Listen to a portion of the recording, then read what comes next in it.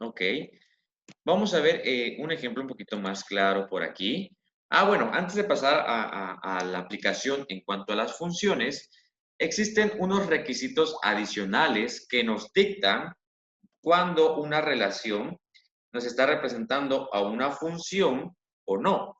Recuerdan que al principio les dije que utilizábamos los diagramas sagitales para expresar funciones. Aquí ya vimos cómo realizar un diagrama sagital cumpliendo las condicionantes que nos pueden dar. Pueden haber diferentes condicionantes. Esta semana van a haber ejercicios respecto a todo esto que estamos viendo. Y en el caso es que existen algunas condicionantes y requisitos adicionales que nos dictan cuando estamos hablando de una función y cuando no. Y ahorita vamos a ver qué es una función. Cuando todos los elementos del dominio se relacionan con un solo elemento del contradominio, es una función. En este ejemplo, en el dominio o en el conjunto A, tenemos aquí A, B y C. Y en el contradominio tenemos 1, 2 y 3. Vemos que A únicamente se relaciona con el 3, B únicamente se relaciona con el 1 y C únicamente se relaciona con el 2. Es decir, todos los elementos del dominio se relacionan únicamente con un solo elemento del contradominio. Así que esto es una función. Cuando no es una función, cuando no todos los elementos del dominio están relacionados con los elementos del contradominio. En este ejemplo vemos que A se relaciona con el número 3, pero B no se relaciona con nadie. No se relaciona con el 1, ni con el 2, ni con el 3. Entonces, pues B no tiene nada que hacer ahí. Si no se relaciona con nadie, no tiene nada que hacer ahí, ¿verdad? Es como que vaya a una fiesta y no conoce a nadie, pues está de colado, pues no tiene nada que hacer ahí. Y C se relaciona con el número 2. Entonces, esto no es una función porque B no se relaciona con nadie y el número 1 tampoco se relaciona con nadie. Entonces, esto no es una función. ¿Ok? Cuando tampoco es una función, no es una función cuando todos los elementos del dominio están relacionados con los elementos del contradominio, pero, ¿sí? Aunque los elementos del dominio están relacionados, uno de ellos lo hace con dos elementos, es decir, ahora sí, todos se relacionan, A se relaciona con el 3, B se relaciona con el 1, C se relaciona con el 2, pero ahora B se está relacionando también con el 3, ¿sí? Es decir, B se relaciona con dos elementos, se relaciona con el número 1 y se relaciona con el número 3. Así que no, ahora esta B está tratando de quitarle el novio a la A. Así que no se puede, esto tampoco es una función. ¿Cuándo sí es una función? Cuando todos los elementos del dominio se relacionen, aunque sea con un solo elemento del contradominio, ¿sí? Por ejemplo, aquí A, B y C se relacionan todos con el número 1, ¿sí? Ahí sí es una función, ¿sí? Pero si C se estuviera relacionando con el 3, ya no es una función, ¿sí? Ahora, podría darse diferentes situaciones. Por ejemplo, los 3 podrían relacionarse únicamente con el número 2 o los 3 con el número 3. Pero si aquí uno se relaciona, si un elemento del dominio, es decir, A, B o C, se relaciona con más de uno de este lado, entonces ya no es una función. ¿Sí? Esto también va a estar en su libro, es muy importante que comprendan estos requisitos extra de acuerdo a lo estudiado, de acuerdo a estos requisitos de cuándo es una función y cuándo no es una función. Esta relación que hicimos sería considerado una función. ¿Ustedes creen que este diagrama sagital es considerado una función? Pues no, ¿verdad? Porque el número 1, este elemento del dominio, se relaciona con los dos elementos del contradominio. Y recuerden que únicamente tienen que relacionarse uno con uno o uno con uno solo de este lado. Si se relaciona con más de uno, si un elemento de la izquierda se relaciona con más de uno con un elemento de la derecha, ya no es una función. Y en este caso, el número 1 y el número 2 se relaciona con dos elementos del contradominio. Es decir, estos elementos del dominio 1 y 2 estos elementos del dominio, se relacionan con los dos elementos del contradominio. Entonces ya no es una función. Vamos a entender un poquito más claro de qué estoy hablando cuando me refiero a una función. Una función no es más que un diagrama lógico para poder entender y comprender, pues, situaciones cotidianas, ¿sí? Es una forma de expresar de manera más fácil o en un lenguaje más científico algunas situaciones de forma cotidiana. Por ejemplo, aquí tengo mi conjunto A, ¿sí? Que es mi dominio. Mi conjunto A siempre va a ser mi dominio. Y dentro de mi dominio tengo estos elementos: perro, gato y paloma. Perdón. Estos son los elementos del dominio. Perro, gato y paloma son los elementos del dominio, mientras que en el conjunto B, es decir, mi contradominio, dentro del conjunto B, dentro del contradominio, tengo estos elementos: ave, canino y felino. Vamos a elaborar un diagrama sagital, ¿sí? La condición es que tenemos que relacionar, si nos fijamos del lado izquierdo, es decir, en el dominio, tenemos animales, ¿verdad? Perro, gato, paloma son animales. Y del lado del contradominio, es decir, en el conjunto B, tenemos, digamos, familias, ¿sí? Las aves, los caninos y los felinos, ¿verdad? Son familias dentro de clasificaciones biológicas, ¿sí?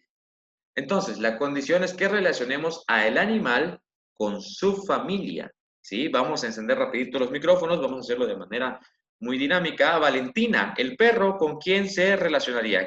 El elemento del dominio que se llama perro, ¿con qué elemento del contradominio se relacionaría? Con el canino. Así es, ¿verdad? Porque el perro pertenece a la familia de los caninos. ¿Perro podría relacionarse con ave No, y con felino? tampoco. Tampoco, ¿verdad? Porque perro es canino, no es un ave porque no vuela y no tiene plumas, y no es felino porque no pertenece a la familia de los felinos, ¿verdad? Muchas gracias, Valentina. Puede apagar su micrófono. Jonathan, gato, ¿con quién se relacionaría? Con felino. Así es, ¿verdad? Gato podría relacionarse con canino o con ave. No. No, ¿verdad? Porque gato pertenece a la familia de los felinos, ¿verdad? Y muchas gracias, Jonathan. Ya puede apagar su micrófono. Alejandra, el último elemento del dominio, que es paloma, ¿con quién se relacionaría? ¿Ave? Con ave, ¿verdad? Sí. Sí, ¿verdad? Porque paloma pertenece a la familia de las aves, ¿sí? Y ahora acabamos de hacer un diagrama sagital. ¿Esto pertenece a una función o no? Sí, a ver, ¿quién me puede decir si este diagrama sagital pertenece a una función? A ver, Jonathan, ya que encendió su micrófono, ¿este diagrama sagital representa una función o no? Sí. Sí, ¿verdad? ¿Por qué? Porque están unidos los tres con solo uno. Así es, ¿verdad? Porque todos los elementos del dominio están relacionados con los elementos del contradominio, pero con uno solo, ¿sí? Muchas gracias, Jonathan. Y esto nos deja una manera muy clara, un poquito más clara, por ejemplo, cuando hablamos de funciones. Si se dan cuenta, los elementos del dominio, perro, gato, paloma, únicamente pueden relacionarse con un elemento del contradominio, ¿sí? Es decir, perro solo puede relacionarse con canino, porque perro es canino, no es ave, no es felino. Gato solo puede relacionarse con felino, no puede ser canino ni ave, y paloma, pues únicamente se puede relacionar con ave, porque no es canino y no es felino, ¿verdad? Esto es una función, es una representación gráfica y matemática de algo común, de algo que encontramos con nuestro día a día, ¿verdad? Yo sé que perro es un canino, yo sé que gato es un felino, yo sé que paloma es un ave. ¿Sí? Esto es una función. Y queda un poquito más claro de cómo establecer las relaciones, ¿verdad? Por ejemplo, si a mí me dieran este esquema en el examen y yo relacionaría a perro con ave, pues obviamente ya está mal, porque perro pues no es un ave, no tiene plumas y no vuela, ¿sí? Ahora, ¿cómo podría ser una función también? Pues que yo tuviera aquí esto, ¿verdad? Perro, gato, paloma, y en el contradominio, en lugar de tener, pues estas familias, yo tenga por aquí, no sé, fungi, que fungi pertenece al reino de los hongos, o estamos hablando de hongos, yo tenga por aquí de invertebrados, y por aquí tenga bueno, aquí ya lo hice mal, perdón. Bueno, yo tengo por aquí el reino fungi, yo tengo por aquí aquí tengo a la herbáceo o herbóreo, y por aquí tengo animalia, ¿sí? Aquí estamos hablando ya de diferentes reinos, el reino fungi, que es de hongos, el reino herbáceo, que se trata de plantas y, y hierbas, y animalia, que es el reino animal, ¿verdad? Aquí, si yo quisiera relacionarlos, perro, gato, paloma, ¿son hongos? No, ¿verdad? ¿Son plantas? No, son animales, pertenecen todos a animalia. Aquí también sería una función, porque todos los elementos del dominio se relacionarían con un solo elemento del contradominio, que sería animalia, porque todos son animales, ¿sí? Son las dos opciones que tenemos para hablar de funciones, ¿sí? Ahora bien, ¿qué nos expresa en sí una función? Bueno, como su nombre lo indica, cuando hablamos de una función nos referimos a algo que está en función, pues, de otra cosa. Por ejemplo, la velocidad final que alcance un automóvil va a estar en función de la capacidad de su motor. Por ejemplo, un auto de carreras, un auto de Fórmula 1 que tiene un motor espectacular, va a alcanzar mayor velocidad que un automóvil como los que vemos el día a día, ¿verdad? Cualquier automóvil que veamos en la calle, pues tiene una velocidad un poco más limitada porque va de acuerdo o va en función a su motor, por ejemplo, ¿sí? En el caso de una presa, como lo vemos ahí, una presa hidroeléctrica, la cantidad de agua que acumule va a estar en función de la altura de la cortina. Recordemos que esto donde está aquí escrito CFE, esto es la cortina. Mientras más alta esté, más cantidad de agua tiene, ¿sí? Y la cantidad de energía eléctrica que genere va a estar en función de la cantidad de agua que almacene. La cantidad de agua que almacene va a estar en función de la altura de la presa. El ancho o el espesor de la presa va a estar en función también de la cantidad de agua. Mientras más agua acumule, más gruesa o más densa tiene que ser la presa, ¿sí? De esto se tratan las funciones, expresar algo en función de otra cosa o algo que depende de otra variable para poder ser expresada, ¿sí? Por ejemplo, digamos que voy a un restaurante, ¿no? Voy a los tacos de la esquina, mejor dicho. Voy a los tacos de la esquina y, bueno, la cantidad de tacos que yo me coma va a estar en función de cuánta hambre tenga, ¿verdad? Si yo tengo mucha hambre, me voy a comer más tacos. Si yo tengo poca hambre, me voy a comer menos tacos. Y bueno, también la cantidad de tacos que yo me coma va a estar en función, pues, de cuánto esté dispuesto a pagar, ¿verdad? Digamos que los tacos cuestan, no sé, 20 pesos. Entonces, si yo tengo 100 pesos nada más, pues la cantidad de tacos que me puedo comer va a estar en función de lo que yo tenga para gastar. Si yo tengo 100 pesos, me puedo comer 5 tacos. Si yo tuviera nada más 20 pesos, pues me puedo comer un taco, ¿verdad? Ahora, matemáticamente se puede escribir de la siguiente manera, ¿sí? Normalmente encontramos funciones matemáticas en el lenguaje algebraico, ¿sí? Escritas de la siguiente manera, ¿sí? Están definidas entre dos conjuntos de números reales. Ahora analizamos conjuntos, ¿verdad? Elementos del dominio y elementos del contradominio que eran conjuntos. En el caso de expresarlo matemáticamente, estos conjuntos estarán conformados por números reales y se va a expresar de la siguiente manera. F de X es igual a 2X más 1, ¿sí? Esta es una expresión que nos dice que vamos a encontrar los elementos de la función. Función se representa con la F, ¿sí? Es necesario multiplicar por 2 a los elementos del dominio y sumarle 1 al final. No se desesperen si no se entiende tanto.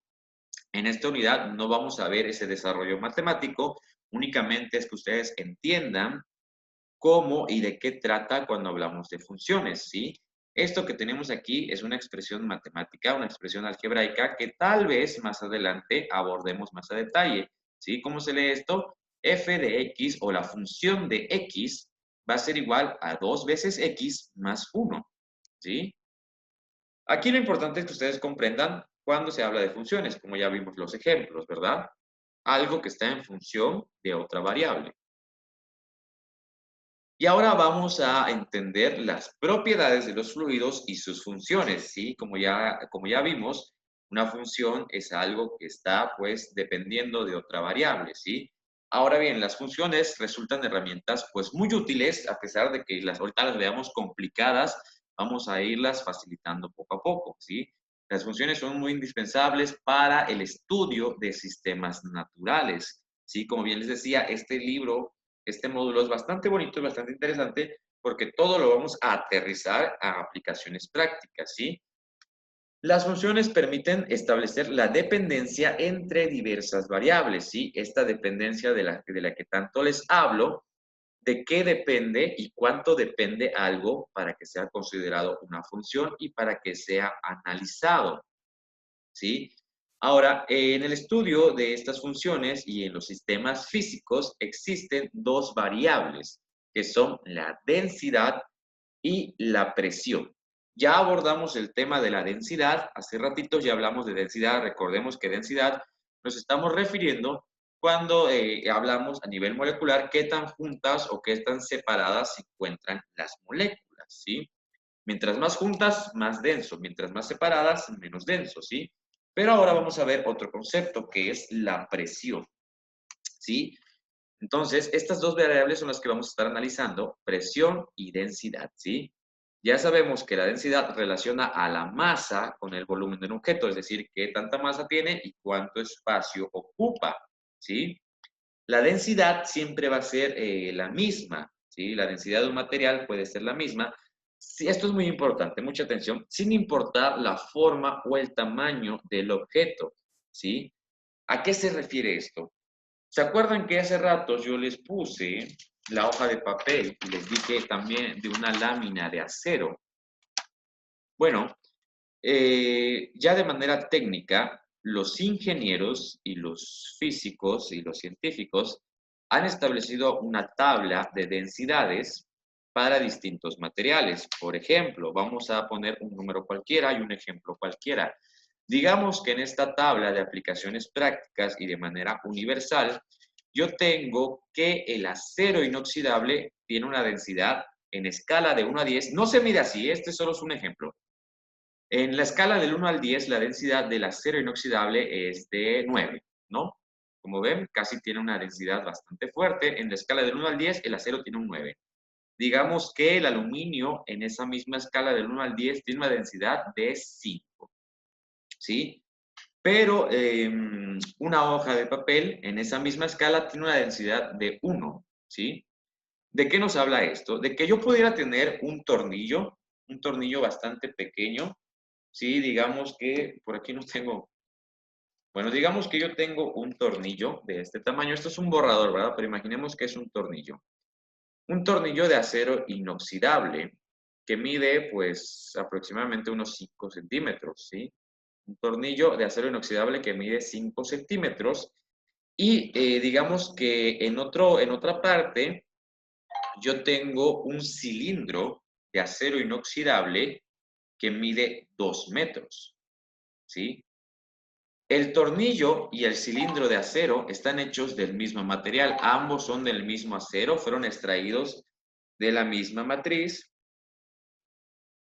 Entonces, el tornillo y el cilindro, a pesar de tener diferentes dimensiones, es decir, este mide 5 centímetros y el cilindro de acero mide 2 metros, pero al estar conformados del mismo material, tienen la misma densidad, que establecimos en la escala del 1 al 10, la misma densidad de 9.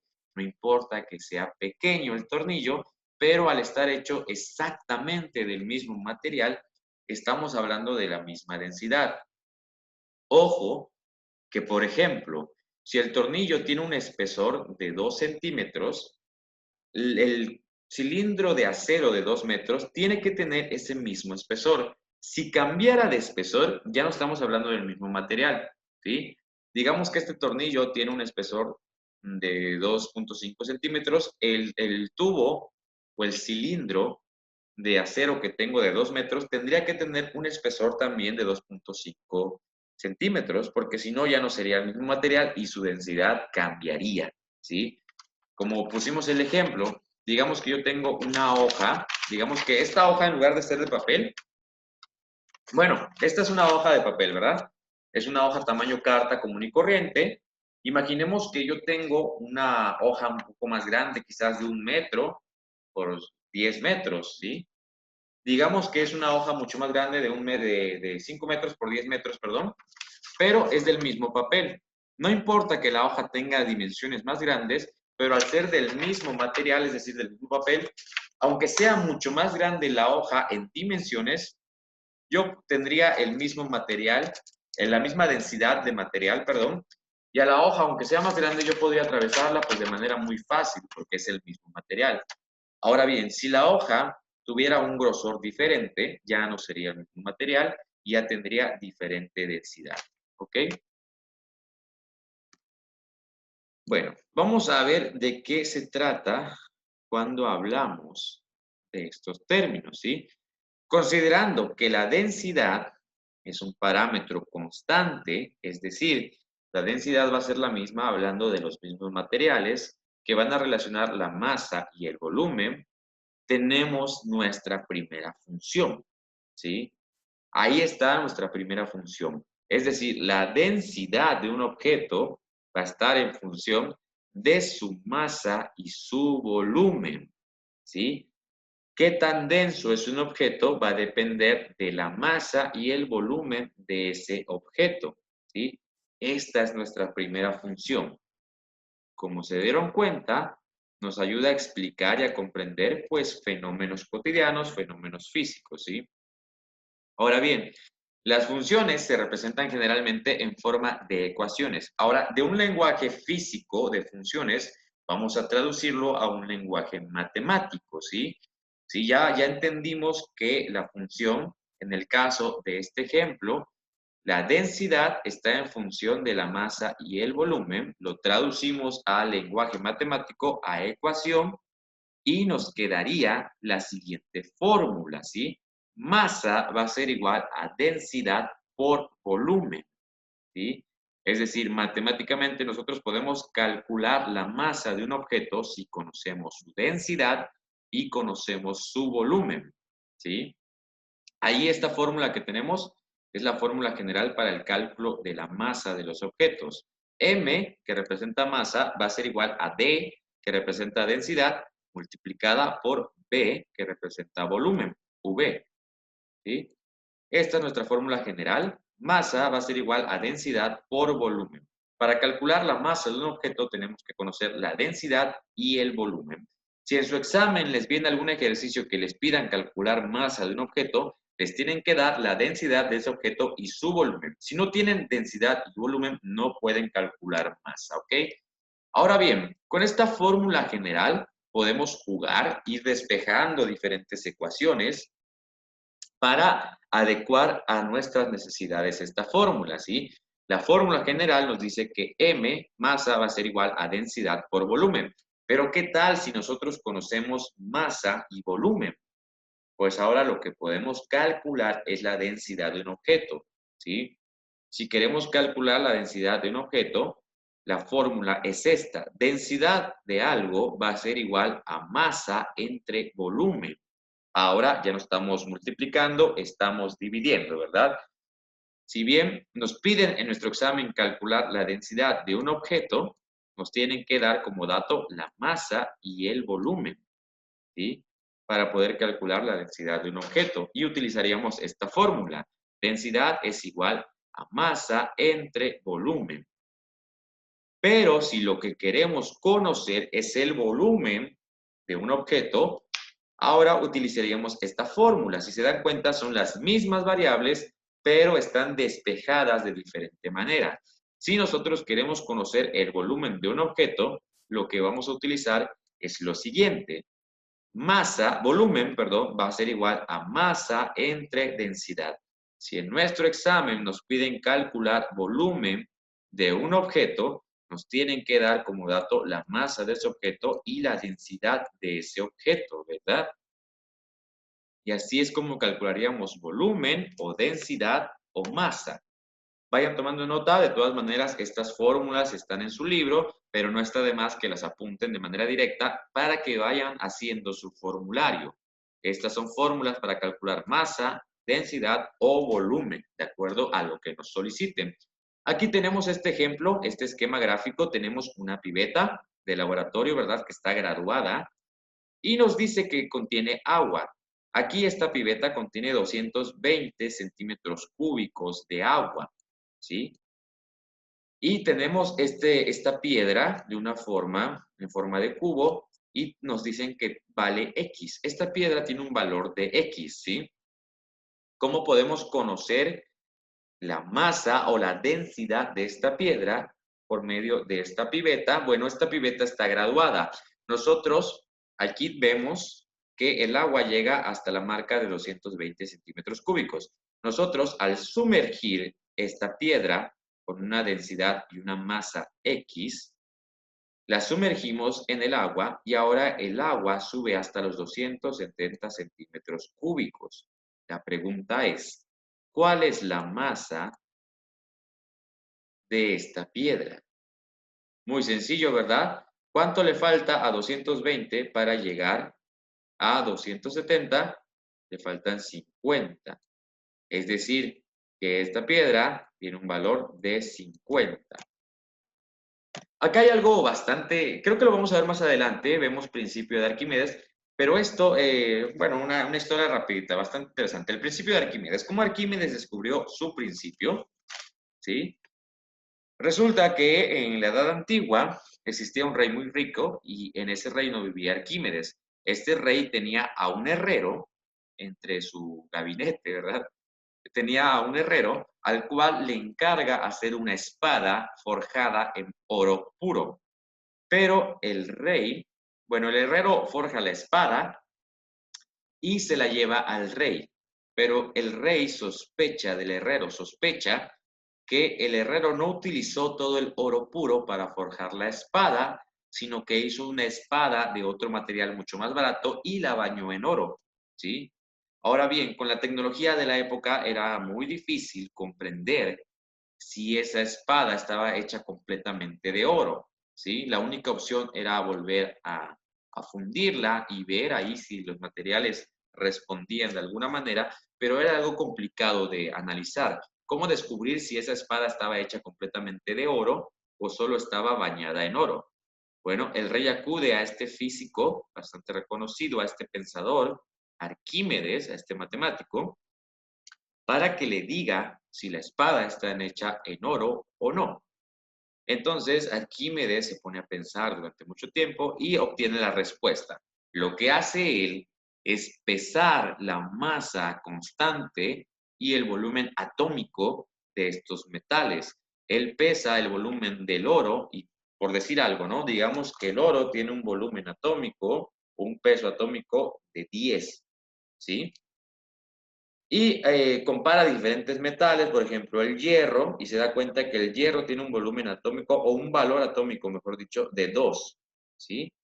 Ahora, digamos que la espada debería pesar aproximadamente, si fuera hecha de oro puro, la espada debería pesar aproximadamente, no sé, unos 25 kilos. Si una espada hecha de puro oro debería pesar aproximadamente 25 kilos. ¿Sí? Y si la espada fuera de otro material, pesaría mucho menos. Pero ¿cómo pesar la espada y darnos cuenta si está hecha de oro o no? Lo que hace Arquímedes, porque pues era una época bastante difícil y no habían básculas tan precisas, lo que hace Arquímedes es llenar un recipiente con agua y sumerge la espada. Si la espada tira un volumen de agua, que debería ser de 25 kilos, entonces estaba hecha de oro. Si tiraba un volumen de agua menor, significaba que la espada pesaba menos y que no estaba hecha de oro puro. ¿Sí? Eso más adelante lo vamos a ver con el principio de Arquímedes, nada más que ahorita se me acordó de acuerdo a esto que estamos viendo. Bueno, vamos a analizar ahorita, ya nos queda unos 8 minutitos por ahí, ya es la última asesoría, de hecho ya nos tomamos un poco más de tiempo de lo normal, en la última sesión, perdón. Ya vimos entonces de qué hablamos cuando nos referimos con densidad. Vamos a ver de qué hablamos cuando nos referimos de la presión, ¿sí? Una de las variables que entra en juego en la presión es la fuerza que se ejerce sobre el objeto que se está presionando y la superficie en la que se distribuye dicha fuerza. Esto también es una función, ¿sí? La presión va a depender de la fuerza aplicada y la superficie donde se distribuye dicha fuerza, ¿sí? Es decir, esto es una función. La presión depende de cuánta fuerza se aplica y en cuánta superficie se aplica esa fuerza, ¿sí? De eso nos va a dar la presión. Aquí un ejemplo muy claro sucede con la cama de clavos, ¿sí? En un principio la física era utilizada nada más como atracción de circo. Entonces, si tuvieron alguna vez la oportunidad de ir al Papalote Museo de Niño o si alguna vez han visto en internet o en el Facebook o en cualquier lado, la famosa atracción de la cama de clavos. La cama de clavos funciona con este principio físico, ¿sí? Con la presión, con esta función. ¿Qué significa esto? Nos dice que la presión va a aumentar de acuerdo a la fuerza y la superficie, ¿ok? Bueno, digamos entonces que yo tengo una cama de clavos que mide pues 1 metro de un lado y mide por otro lado 2 metros, ¿sí? Es un rectángulo, por un lado mide 1 metro y por el otro lado mide 2 metros. Y yo lleno esa cama con muchísimos clavos, yo le pongo clavos cada centímetro, ¿verdad? Entonces, si yo tengo clavos en cada centímetro y en un lado tengo 100 centímetros y en el otro tengo 200 centímetros, pues al final de cuentas voy a tener pues muchos clavos, ¿verdad? Voy a tener por ahí clavos distribuidos a cada centímetro. Alrededor tendría más o menos unos 20,000 clavos establecidas en toda el área de la cama. Ahora bien, imagínense que se acuesta una persona sobre esa cama de clavos. Una persona promedio pesa alrededor de 70 kilos, ¿sí?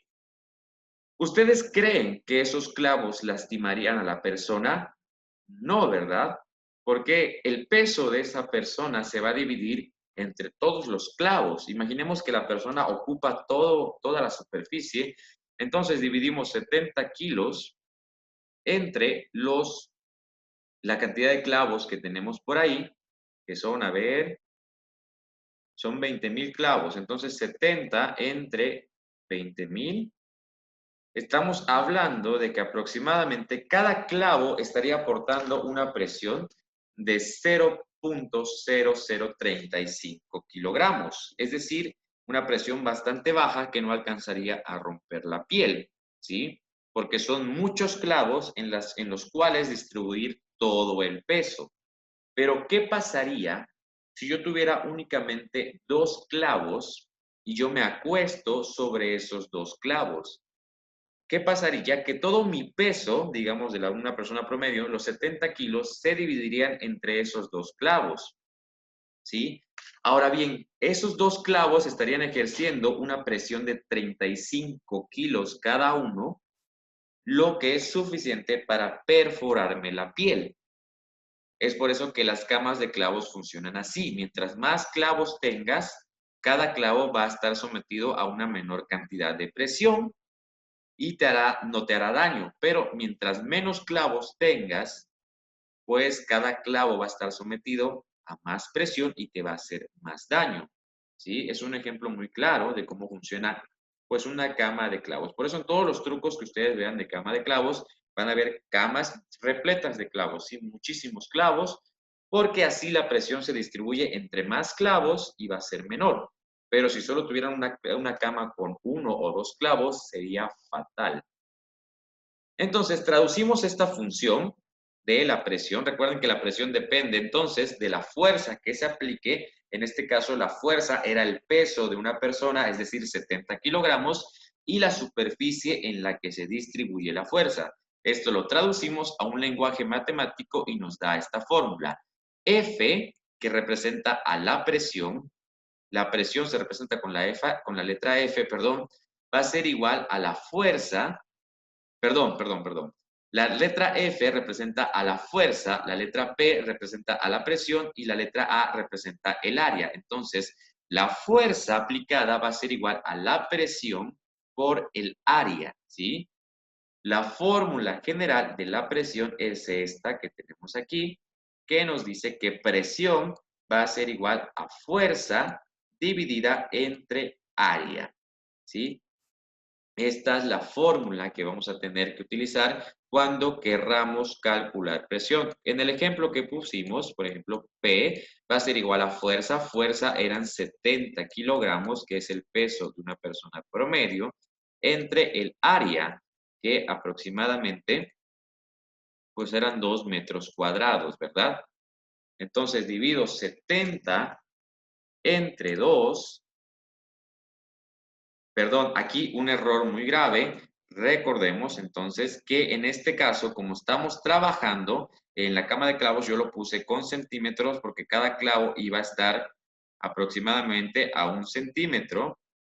Entonces, estos 70 lo vamos a colocar en centímetros, perdón, estos 2 metros, que yo tendría por ahí 20,000 clavos, dijimos, ¿verdad? Porque cada clavo estaba colocado a 1 centímetro, entonces el área eran esos 20,000 clavos, ¿sí? El área sobre el cual se iba a esparcir esta fuerza era sobre 20,000 clavos. Entonces divido los 70 entre los 20,000 clavos y me iba a dar un resultado de P es igual a 0.035, ¿sí? Kilogramos sobre centímetro, ¿sí? Quiere decir que la presión de cada clavo va a ser igual a esto, ¿sí? Esta es la fórmula general está aquí, para que le tomen nota, para que la vayan agregando a su formulario, porque en su examen les puede venir este tipo de cálculos o calcular la presión. Recuerden que si les piden en su examen calcular la presión de alguna situación o de algún problema en específico, les tienen que dar la fuerza y el área, ¿sí? Ok, chicos, vamos a dejarlo hasta aquí. Vamos a continuar con esto la siguiente clase. Hasta aquí, ¿alguna duda? ¿Todo claro? ¿Ha quedado todo bien? Profe, todo bien, No, gracias. maestro, todo bien. Ok, vamos a dejarlo entonces hasta aquí, hasta el punto de presión. Ya la próxima clase veremos esto. Espero que haya quedado todo claro, espero que hayan aprendido pues algo la clase de hoy y nos vemos la siguiente semana. Cuídense mucho. Vale, les voy a enviar las actividades al grupo de WhatsApp y seguimos en contacto, chicos. Cuídense mucho y nos estamos viendo. Hasta luego, cuídense mucho. Gracias, maestro.